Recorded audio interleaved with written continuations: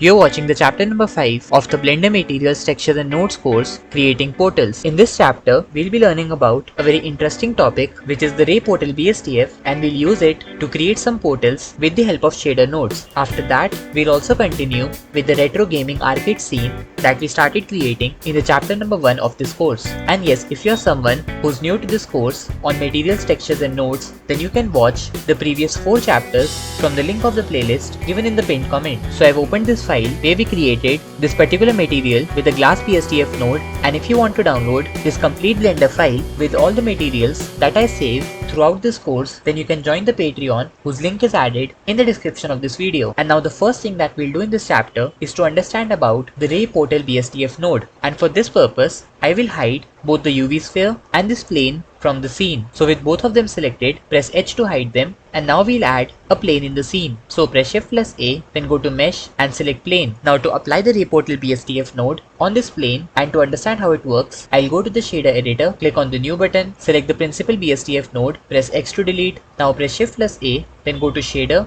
and select the Ray Portal BSTF. Let's place it over here. Also, this particular node can only be accessed in the Cycles render engine. So do ensure that in the render engine, you have selected Cycles and not Eevee. Now if I take this BSTF socket in the Ray Portal BSTF node and connect it to the surface socket in the material output, then you will notice that this material on the plane is kind of looking transparent. In fact, if I go to this color option and try to change the color, then by using this option, we are able to change the color of material. But in reality, the Ray Portal BSTF node is used to create portals in your scene. Now you must have watched in movies that there's a magical portal through which you can see a completely different place or a scene. And the same thing can be created in Blender also with the help of the Ray Portal BSTF node. To make you understand this in a better way, I will add a UV sphere in the scene. So in the add menu, select the UV sphere. Now it might appear that this plane is completely transparent after adding the UV sphere. But for now, I'll move this plane up in the Z axis by 2 meters. After this, if I try to change the angle, then currently we are able to see through this plane. However, suppose I move this plane in the X axis by 3 meters, and now I want that this particular plane should act like a portal,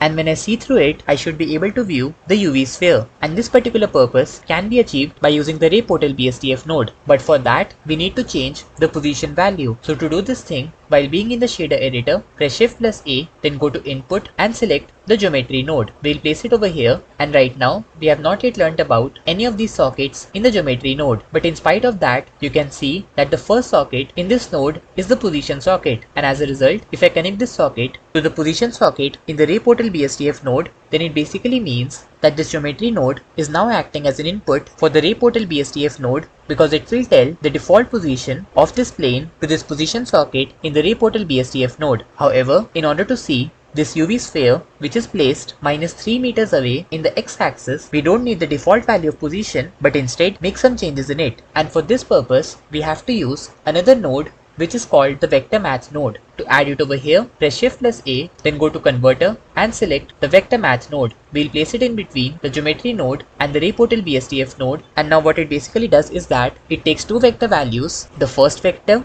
which is connected to the position socket and the second vector whose values can be controlled by these three numbers. Then after that, whatever operation you select from this list will get applied to both of these vectors, and then the result will be given as the output by this vector socket to the Ray Portal BSTF node. Now this might be a little complex to understand if you're learning about the vector match node or the geometry node for the very first time. So to revise everything, we first added the Ray Portal BSTF node in order to create a magical portal with this plane through which you can see any object present at some different part of the scene. Then to tell this node the particular position where that specific object is present, we first added the geometry node and used the position socket in order to get this particular position where we are having this plane in the scene. After this, to adjust this position according to the UV sphere, we use the vector match node, and now we learn how we can use this node to set the position as per the UV sphere. So for this purpose, first we have to understand the exact position of this plane, and to know the position of this plane, simply open the object properties by clicking here.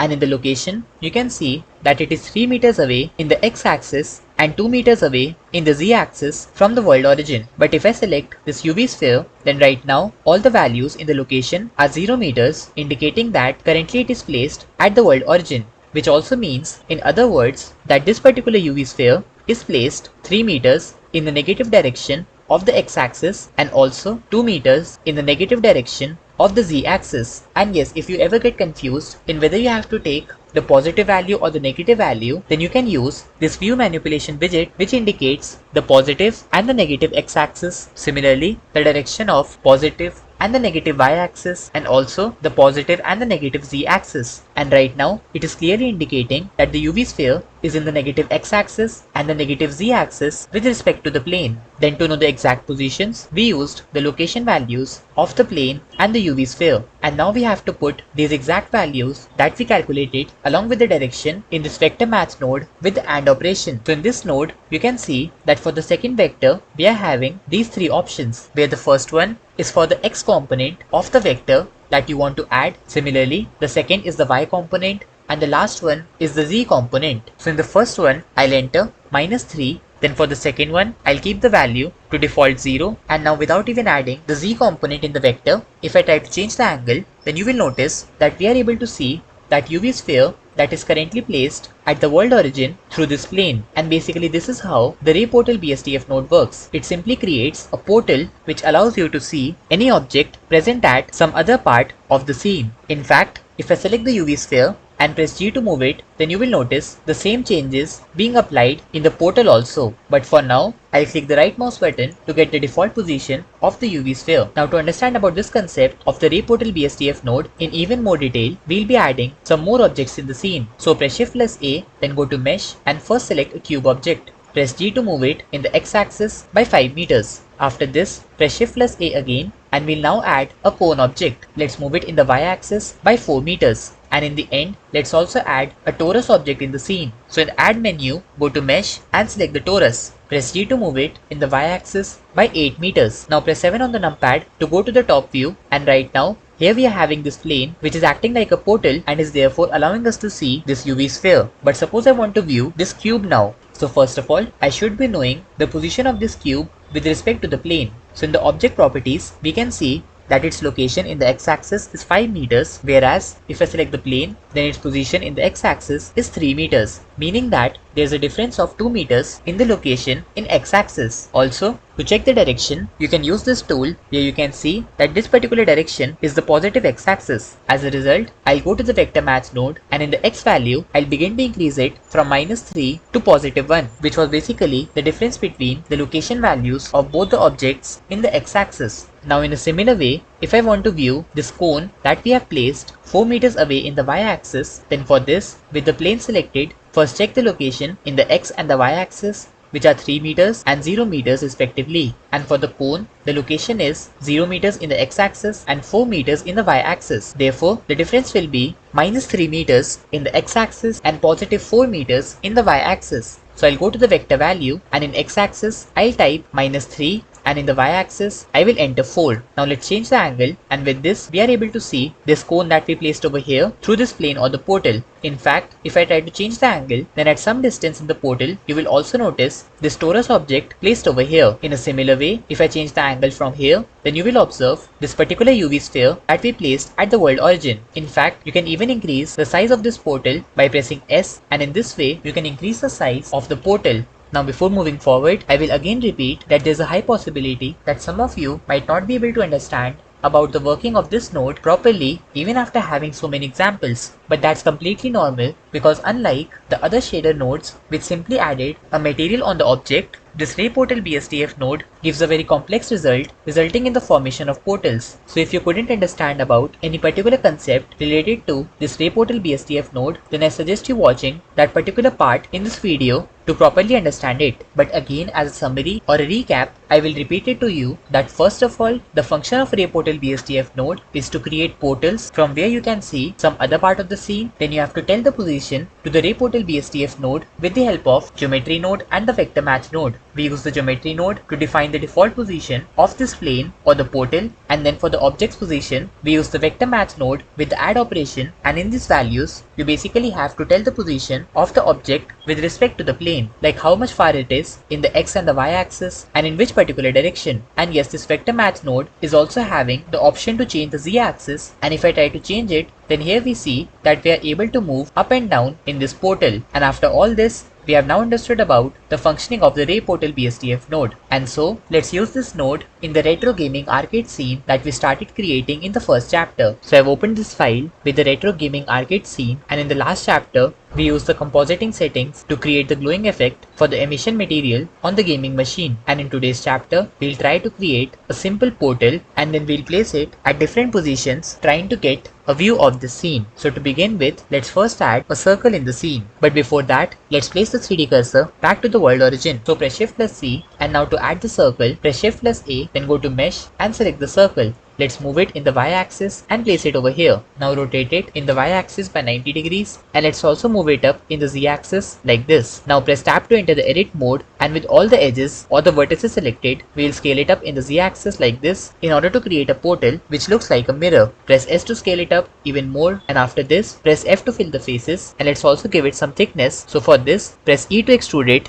backwards in the x-axis. After this, press 3 for the face select mode, select this face, press I to inset it, and left click to finalize. Now return back to the object mode, go to the modifier properties, click on add modifier, and in the generate, select the bevel modifier. Let's increase the number of segments to 4, and let's keep the amount to somewhere around 0.08 or 0.1, and after this, we'll be applying two different materials to the portal. So first of all, go to the shader editor and create a new material, and in this one, I'll change the base color to dark blue. Let's also reduce the brightness from here, and yes, if you want, you can set any particular color that you wish to apply for the main body of the portal or the mirror. After this, let's also increase the roughness value to around 0.8 or 0.9, and with this, the main body of the portal is completely ready. And so now it's the time to use the Ray Portal BSDF node in order to create a portal for the front face. So for this, go to the material properties, and we'll be creating a new material by clicking on the plus icon and then click on the new button. To apply this material that we just created,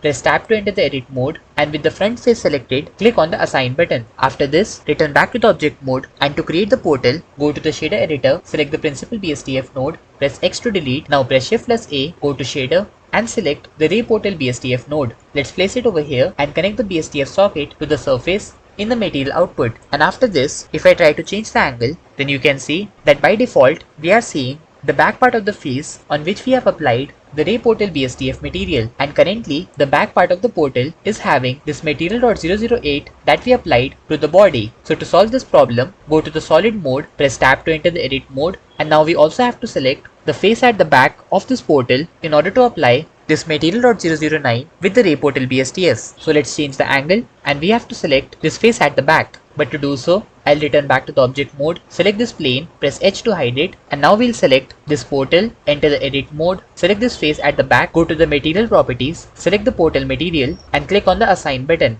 After this, return back to the object mode. Let's also unhide the plane by clicking on this I button. Let's also go back to the solid mode, and now if I change the angle, then we are able to see the plane with the green material through this portal. In fact, if I try to move it by pressing G, then we are even able to see through other objects in the scene. But right now, we need to make some changes in the shader editor in order to see this machine that we have placed here inside this portal. And for this, let's first add the geometry node in the shader editor. So press Shift plus A, then go to input and select the geometry node. Let's place it over here, connect the position socket to the position in the Ray Portal BSDF. After this, to set the position according to this gaming machine, let's add a vector math node. So press Shift plus A and click on vector math. Let's place it over here in between the geometry node and the Ray Portal BSDF. And right now, if you notice closely, this machine is placed in the negative y-axis direction with respect to the portal. And also, if I go to the solid mode and then to the top view, let's also zoom out, then you can see that in order to get a view of this machine from the front, we also need to set the vector position in the positive x-axis. So to do this thing without entering the exact values, let's switch back to the rendered preview mode, then go to the vector math node,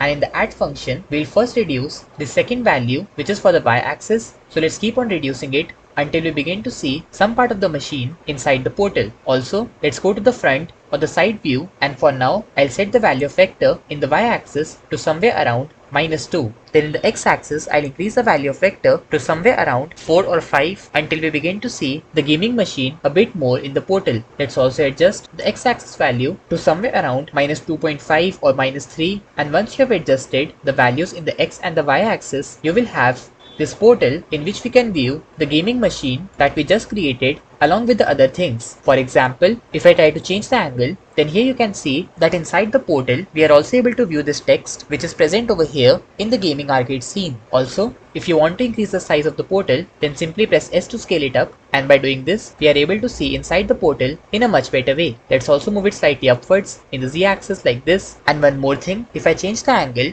like this, then in this portal, you can see that over here, we are having this machine, but on this right side, we have this mirror effect created because it is also showing its own image inside the portal. And this thing will keep on repeating itself because, as I told you before, it is exactly similar to what a mirror does in real life. The only difference is that you get to choose that which particular view will be mirrored depending upon the vector values. Now one last thing, I will move this portal in the y-axis by 3 meters, and after this, because of changing the value of the location, we also have to change the value of the vector in the vector match node. And since I have moved it in the y-axis by 3 meters, I'll go to this value which is minus 3.5 and will change this to minus 6.5. After this, I'll change the angle, and we can again see our entire scene in this portal by changing the angles. And with this, we have now arrived to the end of this chapter. Today we learnt about the Ray Portal BSTF node and its practical usage in the retro gaming arcade scene. Also, if you wish to download this Blender file with this complete scene created, then you can join the Patreon, whose link is added in the description of this video.